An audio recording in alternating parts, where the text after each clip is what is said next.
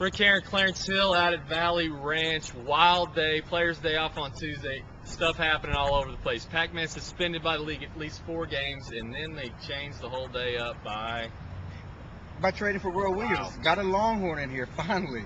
You know, this isn't a perfect example of why fans hate Jerry Jones and why they love Jerry Jones. They hate Jerry Jones because the Pac-Man situation is all on him. You know, he committed to a guy that he probably shouldn't have committed to, shouldn't have brought us a roster. Now the Cowboys need him and trying to count on him. They don't have him anymore because he got popped for 4 games by the commissioner, and it could be longer.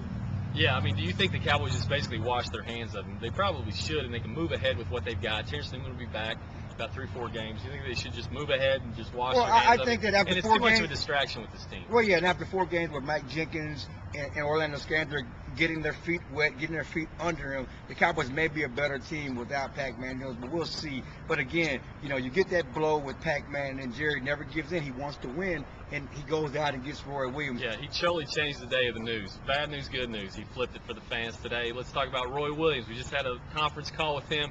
Couldn't be more excited. He was ready to get out of Detroit. He's gone sour on that town. He comes to his home state.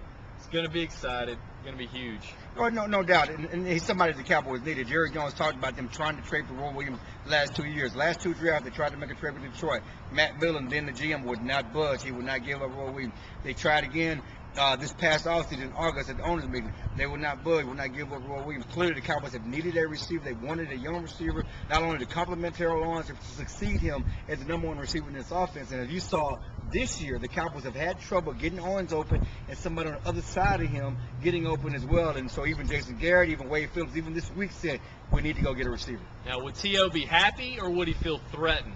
Well, clearly. Now, the first call, T.O. made a phone call today to Roy Williams, talking about how excited he was, talking about he can help relieve some of the pressure that's been on T.O. on a week-to-week basis. Yeah, I mean, T.O. was the first guy to call Roy Williams, and Roy Williams was happy. Here's a guy who was the #1 guy in Detroit for a couple of years, but he's actually shared the role with Calvin Johnson the past couple of years. So he understands, you know, how to play with another receiver, another top receiver. He's going to come in and be humble, happy to be here. He says, T.O.'s the #1 guy. I'm going to compliment him. So when does Roy start complaining that he doesn't have enough touches?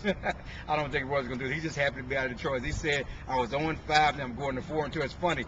Here 4-2 is doom and gloom for Roy Williams. He's it's like he said, I'm happy like I got my first bike when I was a little kid. That's how happy he was. His mom threw the phone down. She was excited as all get out. And you'll be high-fiving him because you both went to Texas. And they just beat OU. You can't even be objective. And they just beat OU. So it's been a great week. All right, for Clarence, I'm Rick. Thanks for tuning in.